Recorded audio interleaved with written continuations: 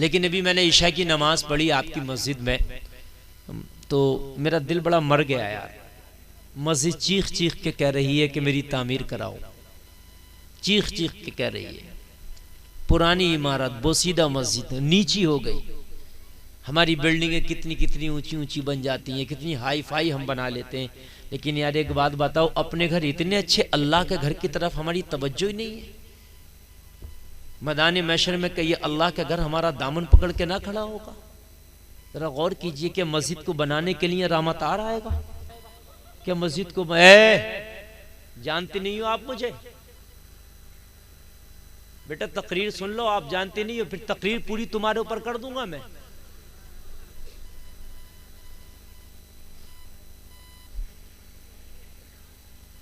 थोड़ी और इधर होकर बैठो, थोड़ी सी जरा, चलो इधर हो।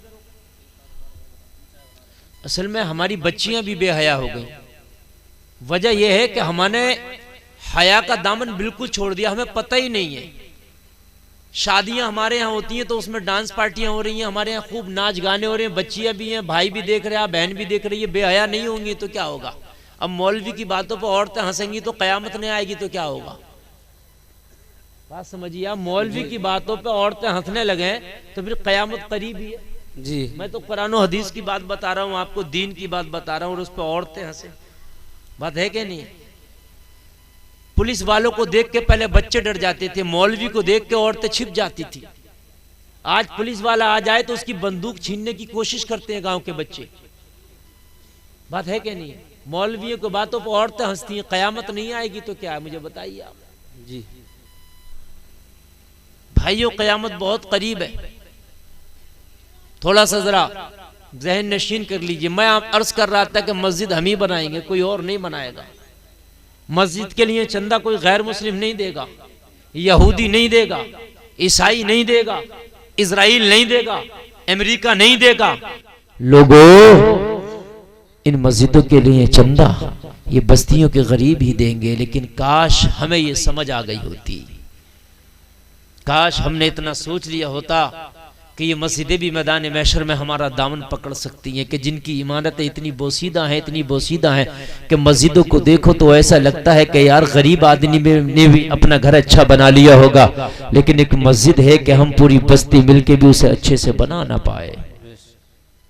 आपकी मस्जिद देख के ऐसा लगता है ये बस्ती बहुत गरीबों की बस्ती है, इतनी गरीबों की बस्ती है कि शायद जिसे खाना ना मिलता हो।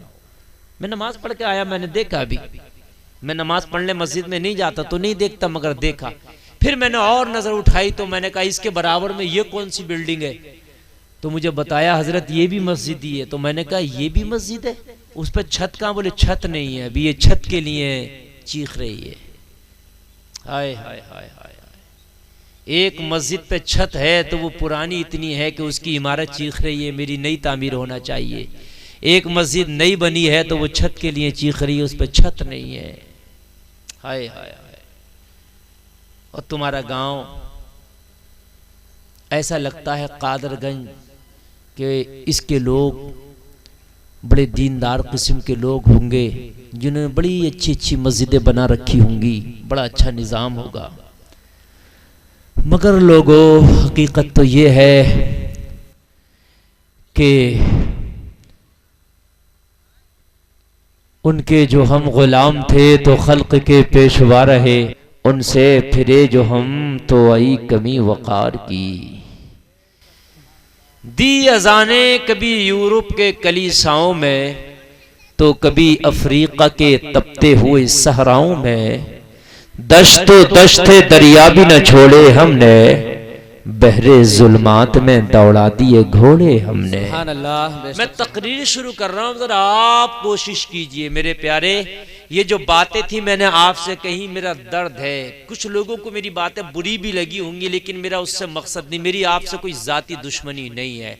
आप में से किसी ने मेरी जमीन नहीं दाबी है, आप में से किसी ने मुझे गाली नहीं बकी है, सब मेरे भाई हो। आप सब कलमा पढ़ते हो, कलमा पढ़ने वाला एक दूसरे का भाई है। लेकिन खुदा की कसम मुझे तकलीफ हुई ये हालात देख के, और ये बात मैं नहीं बताऊंगा तो मुझे बताइए फिर कौन बताएगा।